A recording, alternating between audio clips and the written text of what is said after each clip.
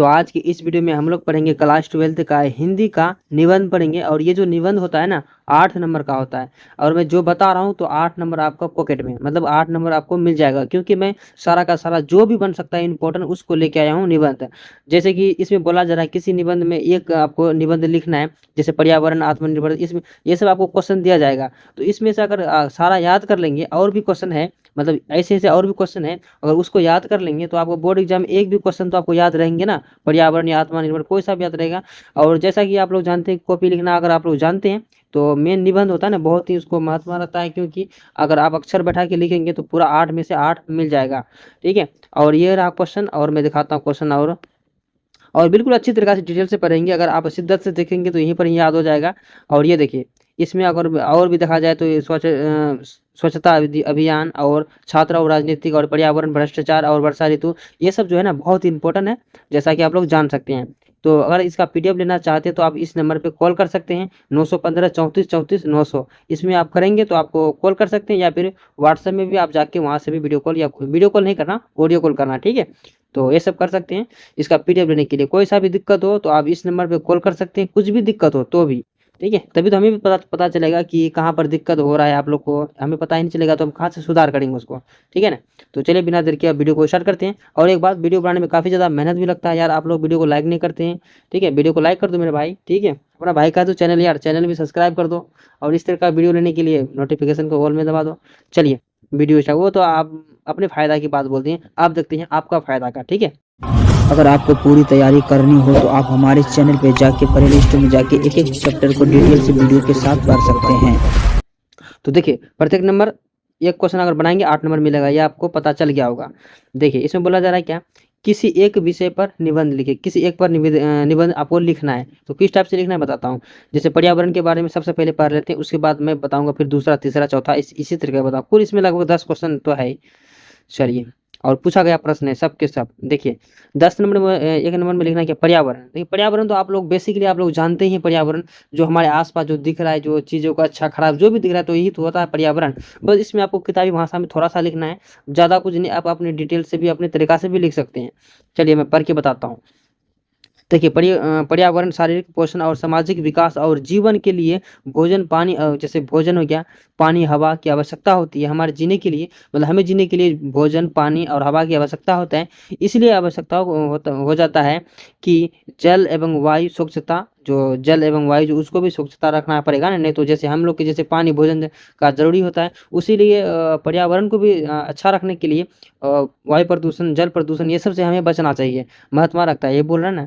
और समझा जाए तो आधुनिक और वैज्ञानिक उपलब्धियां के सौंपना, मतलब सौंपाने को तीव्रता, मतलब उसको अगर सौंपने से ही, और ज़्यादा से ज़्यादा जितना अभी वैज्ञानिक जितना और टेक्नोलॉजी ला रहे हैं, उतना ही हमारे पर्यावरण को क्या कर रहे हैं, नुकसान कर रहे हैं। ये लोग को ये सब तो बात तो आप लोग को पता ही होगा।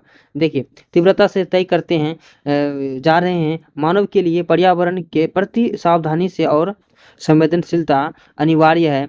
उठी थी कि अगर पर्यावरण के प्रति मनुष्य के अंदर भी और संवेदना नहीं जाएगी तो वह दिन दूर न जब संपर्क सृष्टि से विनाश के कट्टर में है। ठीक है, मतलब इसमें आपको पर्यावरण के बारे में आपको लिख देना है कि जैसे हमें हवा, पानी, जल की जरूरत होते हैं, उसी तरीक़ा से पर्यावरण को अच्छा रखने के लिए सबसे पहले वायु प्रदूषण, जल प्रदूषण, ध्वनि प्रदूषण, कई कारण होते हैं, उसको आपको स्वच्छता रखना पड़ेगा। लेकिन आपको कुछ पढ़ेंगे इसमें तभी तो आपको किताबी भाषा में उसमें आप लिख पाएंगे, नहीं पढ़ेंगे तो बस वही वाला बात, कुछ नहीं आएगा, पता चलेगा। उसमें लिख तो देंगे आप, मुझे भी पता है। देखिए गिरेगी पर्यावरण अन्य कुछ ही नहीं, हमारे आसपास के परिवेश में, और क्या बोला जा रहा है इसमें, अर्थवेद से राजनीतिक और सामाजिक के साथ संस्कृति पर्यावरण भी होते हैं, और वे आज कम हो रहे हैं, जैसे कि चिंताजनक स्थिति में नहीं। पर्यावरण का यह संदर्भ आज सर्वाधिक महत्वपूर्ण इसलिए हो गया है कि इसके जैसे कि आपको पता है, इसके दुष्परिणाम मतलब सीधे सीधे मृत्यु के बीच, मतलब दूरी लगातार कम करते जा रहे हैं। और पृथ्वी के जल, अग्नि और आकाश और हवा, इन 5 तत्वों से और सृजित इस शरीर के इन तत्वों की शुद्धता और महत्ता भी मतलब काफ़ी, मतलब जो कभी कम नहीं होती। इनमें क्या बोले, इनमें संतुलन आवश्यकता होती है। पेड़ पौधे, नदी, पर्वत और झरने, और क्या बोलते हैं इसको, जीव जंतु और कीड़े मकोड़े, मतलब ये सब जो चीज़ें होते हैं मिलकर पर्यावरण को संतुलित रखने का सहायक, यानी सब मिलजुल करके ही पर्यावरण को सहायक बनाते हैं। आधुनिक वैज्ञानिक और उपलब्धियां के और चमत्कारों को प्राकृतिक और चुनौतियों के रूप में देखना आरंभ किया और उनकी घोर और अवहेलना एवं अपेक्षा की जाने लगी और पेड़ को काटना शुरू, मतलब एक सेकंड इसको मैं ऊपर कर लेता हूँ पहले, मतलब पेड़ को काटना और पशु पक्षी को आना जाना, नदी नालों में कचरे फेंकना, गिराना या बांधना, ठीक है, निर्माण आदि और अभिवेकी के प्रयोग यानी खराब प्रयोग करना और समुच्चय पर्यावरण को खतरे में डाल दिया। ऐसा लग रहा है कि पेड़ का अधिक होना देश का पिछड़ापन का प्रमाण है और उनकी जगह मिलों और चिमनियों दिखाई पड़ती जा रही है। और लेकिन आज स्पष्ट हो चुका कि पेड़ को छोड़कर चिमनियों को सहारे मानवता अधिक दिनों तक नहीं कर सकता है, ठीक है। इस मतलब स्पष्ट हो चुका है कि बड़े बड़े बांधों को लाभ होता है, पर इनके प्रभाव से होने वाली हानियों की मात्रा और क्या बोला कल्पनीय है, ठीक है। चलिए, और ये तो मतलब कि इसमें अगर आपको समझ में नहीं आया होगा तो मैं अपनी तरफ से बता दूं, ठीक है। तो इसमें मतलब पर्यावरण में बोला जा रहा है साफ साफ भाषा में कि जैसे हमें जीने के लिए जैसे पानी, हवा, जल की जरूरत, खाना, भोजन की जरूरत पड़ता है, उसी तरीक़ा से अगर पर्यावरण को अगर अच्छा रखना है, स्वच्छता रखना है, तो उसको सबसे पहले आपको जो उसको बर्बाद कर रहे हैं तो उसको सबसे पहले आपको ठीक करना पड़ेगा। जैसे पानी में कचरे पे नहीं फेंकना पड़ेगा, उसको शुद्धता रखना पड़ेगा। दूसरा, अगर आपको हवा में अगर कुछ ऐसे वैसे काम कर रहे हैं तो जैसे कि वायु प्रदूषण में दिक्कत हो रहा है तो उसको भी बंद करना पड़ेगा, मतलब। और ध्वनि प्रदूषण जैसे बड़े बड़े डीजे वगैरह सब लगाते हैं तो ये सब चीज़ें आपको इसमें भी थोड़ा रोक लगाना पड़ेगा। पेड़ पौधा को काटना पड़ेगा, ठीक है, मतलब इसको अच्छा रखने के लिए मैं बता रहा हूँ। अगर जैसे कि इंसान तो कर रहे हैं तो बहुत ही गलत कर रहे हैं, तो अभी तो घर बनाने के चक्कर में पेड़ पौधा काट कुट के अपना घर बना लेते हैं, चिमनी भट्टे खोल लेते हैं, तो कई प्रकार के जो नुकसानी है पर्यावरण को नुकसान पहुंचा रहे हैं। और दूसरा, अगर देखा जाए तो जैसे कि पहले झरने के पास झरना, चील, कौवे और जीव जंतु होता है ना, ये तो पर्यावरण को मतलब अच्छा बनाता है। सब मिलजुल कर ही रहने वाले चीज़ को ही पर्यावरण कहते हैं, सिंपल सी भाषा में अगर समझे तो मुझे लगता है कि पर्यावरण में कोई क्वेश्चन आपको नहीं छूटेगा। अगर मैं किताब में ये जो कि लिखा हुआ था इसमें पढ़ने में कहीं पे क्या होता है कि उल्टा पुल्टा टाइपिंग हो जाता, तो उसमें कोई दिक्कत नहीं। मैं जो बताया वो बिल्कुल परफेक्ट था, आप बिल्कुल आसानी से लिख सकते हैं और उसी टाइप से आपको किताब में भी देखने के लिए मिलेगा। चलिए, अब देखते हैं दूसरा नंबर में। चलिए देखते हैं अब 2 नंबर में। इसमें बोला जा रहा है कि आत्मनिर्भर। आत्म मतलब क्या था, मैं आत्मनिर्भर, जिससे मैं कोई काम कर रहा हूँ उस पर निर्भर हूँ, उसके काम बिना दूसरा कोई काम नहीं कर सकता हूँ, तो वो क्या मेरा आत्मनिर्भर है, इसके बिना मैं मर जाऊंगा। तो सिंपल भाषा में सिर्फ आत्मनिर्भर के माने मैंने आपको समझाने का कोशिश किया। चलिए अब इसको पढ़ के समझाते हैं, फिर उसके बाद फिर मैं बताऊंगा कि इसका माने क्या हुआ, आपको कैसे लिखना है, किस तरीका से लिखना है। चलिए, इसमें हो जाएगा कि आत्मनिर्भर भारत का एक अर्थ स्वयं पर निर्भरता होना, यानी कि खुद को किसी और पर आश्रित न करना। और भारत की कला, संस्कृति और देखते हुए यह बात की स्पष्ट होती है कि भारत प्राचीन काल से ही आत्मनिर्भर रहा है। आत्मनिर्भर होने का मतलब है कि आपके पास जो स्वयं का हुनर है, मतलब जो अपने पास हुनर है, जो मैं कर सकता हूँ, उसके माध्यम से एक छोटा स्तर, छोटा स्तर पर खुद को आगे की ओर बढ़ाया जा सकता है। मतलब जो भी मेरे पास छोटा हुनर कुछ भी है, छोटा मोटा, तो उसके हुनर से मैं आगे बढ़ सकता हूँ, इसमें यही बोला जा रहा है आत्मनिर्भर का माने बोला जा रहा है। और देखे जाए तो फिर बड़े स्तर पर अपने देश के लिए कुछ करना है, अपने देश के लिए भी कुछ करना है। आपका खुद को आत्मनिर्भर का बनाकर अपने परिवार का भरण पोषण कुशलतापूर्वक कर सकेंगे और इसके साथ ही आप अपने राष्ट्र में भी अपना योगदान के सकेंगे। ग्रामीण क्षेत्रों में कुटीर उद्योग के द्वारा बनाए गए सामानों और उसकी आमदनी जो प्रॉफिट से आए पैसे से परिवार का खर्च चलाने के लिए ही आत्मनिर्भर कहा जाता है। कुटीर जो उद्योग होता है, इस तरह का जो उद्योग होते हैं तो आत्मनिर्भर पर ही निर्भरता रहता है। जैसे इसमें बोला जा रहा है मत्स्य पालन और मुर्गी पालन, सब्जी पालन और इसी सभी प्रकार का आत्मनिर्भर ही उदाहरण का मतलब कि साझा मिलता जुलता है। तो मतलब ये सब होता है, ठीक है। और इसमें देखा जाए तो और भी थोड़ा सा देखें, वो प्राकृतिक संसाधनों और कच्चे मालों के द्वारा वस्तुओं का निर्भर करने अपने आसपास के बाजारों में कच्चे जो माल होते हैं उसको बेचते और उसको खरीदते हैं। अपने आप को स्वयं को साथ ही आत्मनिर्भर भारत का एक रहा है अपने योगदान के सकते हैं, मतलब हम सबके मिलकर एक आत्मनिर्भर राष्ट्र निर्माण का अपने मजबूत बनाने का सहयोग कर सकते हैं। मतलब कि इसमें आप मुझे लगता है कि आप लोग को समझ में नहीं आया होगा। इसमें मैं बता दूं तो आप लोग को अच्छी तरीके से समझ में आ जाएगा। जैसे कि अगर आप ये समझिए कि आत्मनिर्भर, तो मैंने आपको बता दिया कि आत्मनिर्भर का माने वही होता है कि जो मेरे पास है उसकी बदौलत मैं जो भी कमाता हूँ, जो भी भरण पोषण करता हूँ, कुछ भी करता हूँ, तो वही हो गया, इस पर आत्मनिर्भर है। जिस दिन ये खत्म तो मैं भी खत्म, बात ये हो रहा है ना। लेकिन इसको अगर आगे बढ़ाने का काम करेंगे तो जैसे कि उसके लिए थोड़ा हुनर और भी बढ़ाना पड़ेगा, तभी तो आप कमा पाएंगे। लेकिन ये आत्मनिर्भर में जो आते हैं जो चीज़ें, तो वो जो चीज़ें क्या आते हैं, जैसे मुर्गी पालन, मछली पालन और खेती गृहस्थी, ये सब जो चीज़ें होते हैं, तो ये आत्मनिर्भर पर ही निर्भरता रहता है। तो ये सब चीज़ें होती हैं। और जैसे कि छोटे मोटे कुटीर उद्योग, मतलब कुटीर उद्योग समझते हैं, जो छोटे मोटे जो उद्योग होते हैं, वो सब जो उद्योग में जो काम होते हैं, तो वो सब जो होता है आत्मनिर्भर ही होता है। अगर भैंस पालना है तो वो भी एक आत्मनिर्भर ही है। तो इस प्रकार का जो चीज़ें होती है वो आत्मनिर्भर है। तो चलिए 3 नंबर में क्या बोला जा रहा है, 3 नंबर में बोला जा रहा है क्या, 15 अगस्त यानी कि स्वतंत्रता दिवस। आप लोग को मालूम होगा कि 15 अगस्त 1947 को हम लोग का इंडिया जो और भारत जो है हम लोग का आज़ाद हुआ था, तो उसी का दिन ही 15 अगस्त ही कहते हैं, ठीक है। 15 अगस्त और स्वतंत्र दिवस के रूप में मनाए जाते हैं आज़ादी के तौर पे। तो चलिए उसी के बारे में आज थोड़ा सा डिटेल से पढ़ेंगे और अच्छी तरीके से पढ़ेंगे। मैं थोड़ा सा लास्ट में बताऊंगा बस सिंपल सी भाषा में, जो आपको पूरे किताब से जो भी लिखा हुआ था एक ही बार में समझ में आ जाएगा। तो चलिए स्टार्ट करते हैं। सबसे पहले हो जाएगा 15 अगस्त 1947 को इतिहास में एक महत्वपूर्ण दिवस है। इसी का नाम है क्या, इस दिन भारत को आज़ादी मिली थी, बिल्कुल सही बात है। देश के सभी लोगों का इसका विशिष्ट अर्थ है। यह हम लोग को स्वतंत्रता प्राप्त करने के लिए लड़ने वाले के बलिदान और कष्टों का स्मरण करता है। और बोला जा रहा है 15 अगस्त लंबे और लगातार संघर्षों का अंतिम परिणाम है, यानी कि बहुत दिन से लड़ रहे थे कि आज़ादी मिलेगी, लेकिन आज़ादी मिल नहीं रहा था, लेकिन आखिरी में मिल ही गया। बोला ना, मंजिल तो मिल ही जाएगा, बस परेशानी है।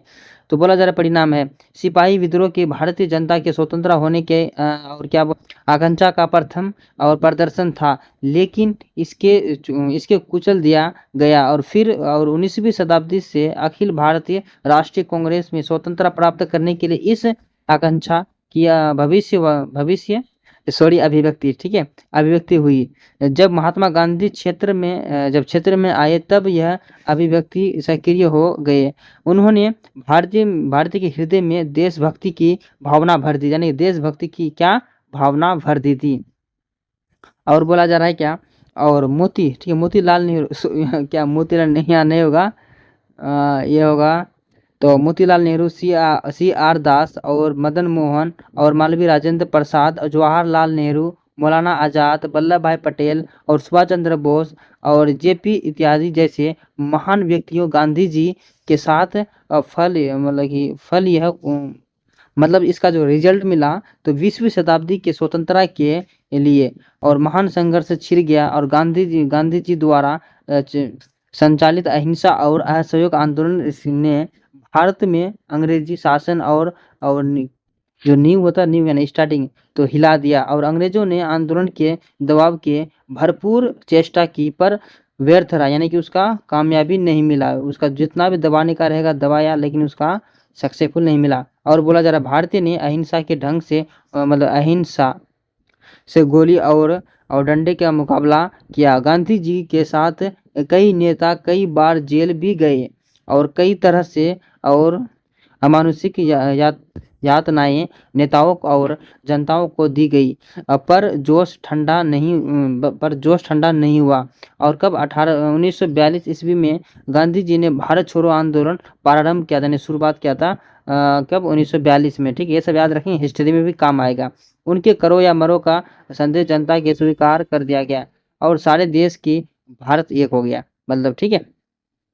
और इसमें देखा जाए तो अंग्रेजी, ठीक है, अंग्रेजी शासन के विरोधी जो था, विद्रोह कर दिया गया। अंग्रेजों के सामने भारत छोड़ो कर राजी होंगे, मतलब भारत छोड़ो जो आंदोलन हुआ था वो छोड़ने का राजी हो गया, और अतिरिक्त कोई चारा नहीं था उनके पास। 15 अगस्त 1947 को उन्होंने भारत के साथ अंतिम रूप के सत्ता के और समर्पित कर दिया, यानी छोड़ दिया।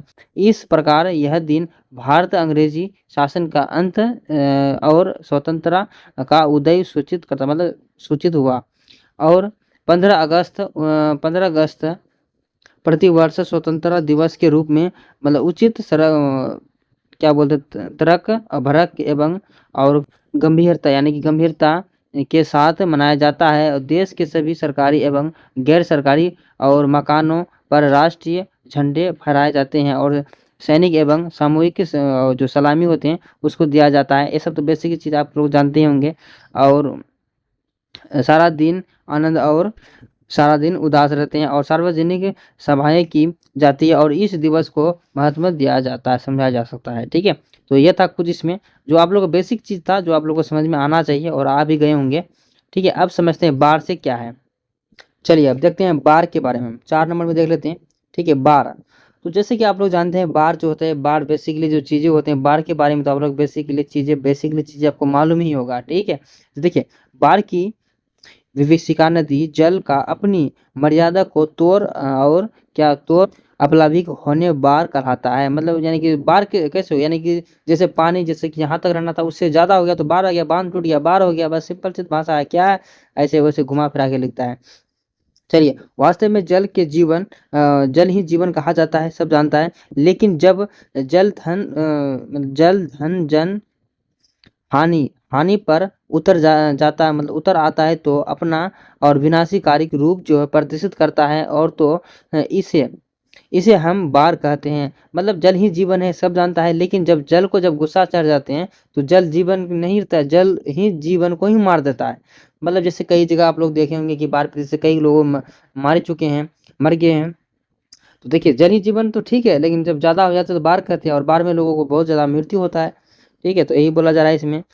और कहते हैं, और अपने राज्य में बिहार और जुलाई महीने में नदियों का जल स्तर जो काफ़ी बढ़ता है, और तथा गर्मी के कारण पहाड़ों पर बर्फ पिघलता है और पानी के स्तर बढ़ा देता है। और मतलब ऋतु नदियों के किनारे और रहने वाला लोग अच्छी प्रकार से जानते हैं कि बाढ़ क्या है। और गंगा के किनारे रहने वाले आदमी जो है तो ग्रीष्म ऋतु में देखते हैं कि दोनों किनारे पर बालू की लेकिन वर्षों के आरंभ होते हैं, बालू धीरे धीरे ढकने लगती है, और अच्छे और तैरने वाले लोग तो गर्मी के दिनों में आसानी से गंगा को पार कर लेते हैं। लेकिन वर्षा की ऋतु में अच्छे मतलब तैरने वाले को हिम्मत टूट जाते हैं, और किनारे मतलब हमारे राज्य में प्रतिवर्ष बाढ़ का आना एक बहुत ही ज़रा क्या बोलते हैं बार बार ही आने का ये हो गया है, यानी परंपरा हो गया है, ऐसे समझिए आप। आना अब निश्चित हो गया है, और जिस वर्ष वर्षा अधिक होता है उस वर्ष बाढ़ आता ही आता है, और बाढ़ आने से नदियों का जलस्तर बढ़ जाता है, और किनारों में भी काटना आरंभ कर लेता है, यानी जो किनारा जो है काटना आरंभ हो जाता है और कर देता है। और जैसे अगर हम लोग अपनी भाषा में बात करें, तो अपनी भाषा में मैं बात करूँ तो जैसे कि किनारे के ऊपर जो मिट्टी जो गिरता है उसको बोलते हैं धसना बोलते हैं। ठीक है, आप लोग क्या बोलते हैं मुझे नहीं पता। तो नदी के किनारे जलस्तर बढ़ जाती है, उसके किनारे कटना आरंभ हो जाता है, शुरू हो जाता है, और तराई तराई से मतलब कि मचने लगती है, मतलब धीरे धीरे कटने लगती है। और बाढ़ को विनाशकारिता, ठीक है, विनाशकारी लीला का कल्पना कर मन ही मन ग्रामीण वासियों घबराते हैं। और जब बाढ़ के दिन आती है तब लोगों को मतलब संपर्क मतलब जो सतर्क हो जाते हैं, और मौका मिलते ही बाढ़ को अपूर्णीय क्षति होती है, और संचित अन्य उत्पाद अन्य नष्ट हो जाते हैं, यानी धान उन जो लगाते हैं खेत में तो वो नष्ट हो जाता है। और क्या बोला जाए, अकाल जो होता है वो नंगा नाच लेता है, मतलब अकाल काफ़ी ज़्यादा हो जाता है, आरंभ कर देता है कि घरों को नष्ट होने के मतलब कि आवास की कठिनाई सामना आ जाती है, और भयानक जलप्लावन की तैरती सरी और गली और लाशों की मतलब जो सरी गली जो अगर बार होंगे तो कोई मरेंगे, कोई जिएंगे, गोरू भैंस मरेंगे।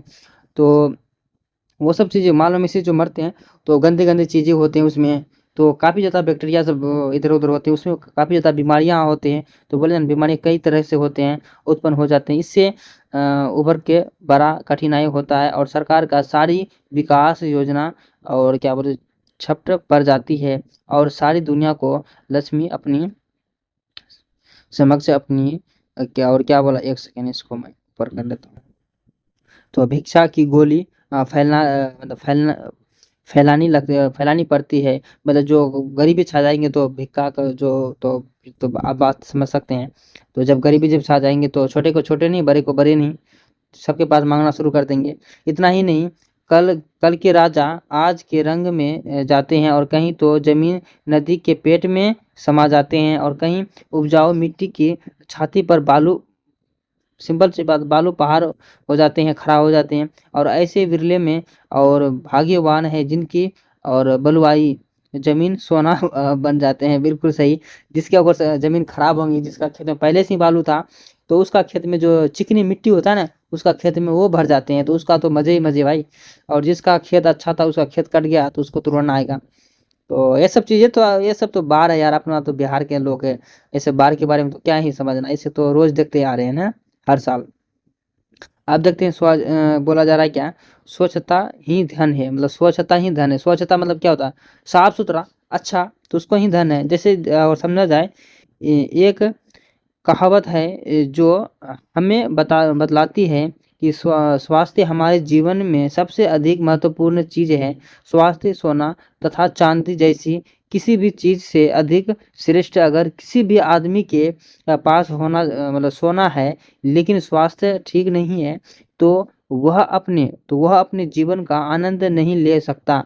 और कोई व्यक्ति धन खर्च करके आनंद प्राप्त कर सकता है, लेकिन क्या, यदि उसके पास स्वास्थ्य यानी कि अच्छा स्वास्थ्य यानी कि अच्छा अनुमति नहीं देता है, तो वह अपने जीवन में कुछ नहीं कर सकता। कोई आदमी अपने जीवन में आनंद ले सकता है यदि उसे अच्छा स्वास्थ्य हो। और यह कहा जाता है कि स्वास्थ्य ही मस्तिष्क को यानी कि दिमाग को स्वस्थ शरीर के विनाश करता है। और यह बिल्कुल सही है कि स्वस्थ मस्तिष्क के स्वस्थ शरीर की आवश्यकता है। और स्वस्थ शरीर का अर्थ रोगों के पूर्ति मतलब कि पूर्णतः मुक्ति होना होता है। इसलिए हमें मस्तिष्क के शरीर को स्वास्थ्य रखना चाहिए। और प्रत्येक व्यक्ति जनता की खराब स्वास्थ्य पर व्यक्ति को अपने जीवन में आनंद नहीं प्राप्त कर सकता है। इसलिए यह साफ हो जाता है कि वास्तव में जो धन है, स्वास्थ्य ही धन है, न सोना चांदी, न इस प्रकार की कोई भी, ठीक है। तो स्वास्थ्य ही धन होता है। जितना स्वस्थ रहेंगे उतना ही आपके पास समझ लो धन है। स्वस्थ मतलब कि अच्छा खासा अगर मेरा शरीर है, मैं अच्छा खासा काम कर सकता हूँ, अच्छा खासा चल सकता हूँ, तो यही स्वास्थ्य ही धन है। ठीक ठाक में ही धन है। मेरे पास पैसा रहेंगे, मैं तबीयत के बेड में सो के हूँ, आज मरेंगे कल मरेंगे, तो क्या फ़ायदा उतना पैसा रख के, है कि नहीं भाई। तो इसी तरीक़ा से तो चलिए अब देखते हैं 6 नंबर में। इसमें बोला जा रहा है क्या, हमारी प्रिय पुस्तक, क्या बोला जा रहा है, हमारी प्रिय पुस्तक यानी हमारी जो यानी कि बहुत ही लोकप्रिय, ठीक है। जैसे आप लोग जानते हैं तो लोकप्रिय क्या होता है। तो चलिए देखते हैं। तो हमारी जो पुस्तक है तो किसके बारे में देखते हैं। मुझे श्रेष्ठ पुस्तक के अत्यधिक प्रेम है, यानी उससे बहुत ज़्यादा हमें प्रेम है। तो यह मुझे अनेक पुस्तक में भी पसंद है, लेकिन जिसमें मुझे सबसे अधिक प्रभावित किया जा सकता है तुलसीदास कृति और रामचरितमानस। ये सब जो इसको मैं मतलब सबसे ज़्यादा अच्छा मानता हूँ। और जैसा रामचरितमानस में दशरथ, ठीक है, दशरथ पुत्र राम की जीवन कथा के वर्णन मतलब उसके कथा के बारे में बताया गया है। और श्री राम के जीवन का लीला मन को भावे वाली, उन्होंने किशोर अवस्था में ही राक्षसों का वध और यज्ञ रक्षा के कार्य के जिस कुशलता से किया गया, वह मेरे अत्यंत प्रेरणादायक है। ये मतलब इससे हमें सीखने के लिए मिलता है इसकी, ठीक है, उनकी वीरता और सामने मेरा हृदय मतलब झुक जाता है। और बोला जा रहा है इसमें कि रामचरितमानस में और क्या बोलते हैं मार्मिक वर्णन और तल्लीनता से हुआ राम एक सेकेंड इसको मैं बंद करता हूँ। हाँ, राम वनवास, तो वनवास दशरथ और भरण सीता हरण कर जाने की, जो राम लेके भाग गया था सीता को, ठीक है। लक्ष्मण पुरछा भारत मिलकर, यानी कि आदि को प्रसंग दिल को छूने वाली है। और इस अवसरों में, यानी इस अवसरों में जो पर नेकों के में आंसुओं की धारा उभरती है, और विशेष रूप से राम और क्या बोलते भरत का मिलन हृदय को छूने वाली है। इस पुस्तक में और तुलसीदास मानव को आदर्शीय व्यवहार को अपने पात्राओं के जीवन पर मतलब सकारात्मक होते हैं और सकारात्मक दिखाए जाते हैं। और राम मर्यादा में पुरुषोत्तम है। वे आदर्श राजा, जैसे आदर्श पुत्र, आदर्श पति और आदर्श भाई हैं। और भरत और लक्ष्मण आदर्श भाई हैं, और उनमें एक दूसरे के लिए मतलब क्या बोलते सर्वस्व त्याग की भावना प्रबल है। सीता आदर्श पत्नी है, और हनुमान आदर्श सेवक के परिवार के जीवन और मधुरता का जैसा सरल और वर्णित है, इस पुस्तक में वैसा अत्यंत कहीं नहीं और मिलता है। यह पुस्तक केवल धार्मिक और महत्व के ही नहीं, इनमें मानव को प्रेरणा देने की मतलब अहिमा है, यानी उसको लोगों को सीखने चाहिए इस चीज़ को। और इसमें राजा प्रजा, स्वामी दास और मित्र पति, यानी नारी स्त्री पुरुषों सभी अपने जीवन और को क्या बोले जो उज्जवल बनाने की शिक्षा की दी गई है। राजा को बारे में और उनका प्रवचन है कि पर्यक कोमलता, ठीक है, पर्यक का कोमलता। तो ये था इसमें कुछ और था क्वेश्चन, लेकिन मैं इस वीडियो में नहीं कंप्लीट करवाऊंगा, ठीक है, अगले वीडियो में लाऊंगा, क्योंकि वीडियो काफ़ी लंबी हो जाएंगे, ठीक है। तो आई होप आप लोगों को समझ में आ गया। कहीं भी अगर कुछ भी दिक्कत हो, प्लीज़ आप लोग डायरेक्ट कॉल कर सकते हैं, उसमें बता सकते हैं कि आपने क्या गलती किया, क्या नहीं, आपको क्या नहीं समझ में आया, आपको कैसे बताना था, तो आप समझ सकते हैं, ठीक है। वैसे PDF तो इसी में मिल जाएगा, कोई दिक्कत नहीं। चलिए मिलते हैं नेक्स्ट वीडियो में, तब तक के लिए बाय।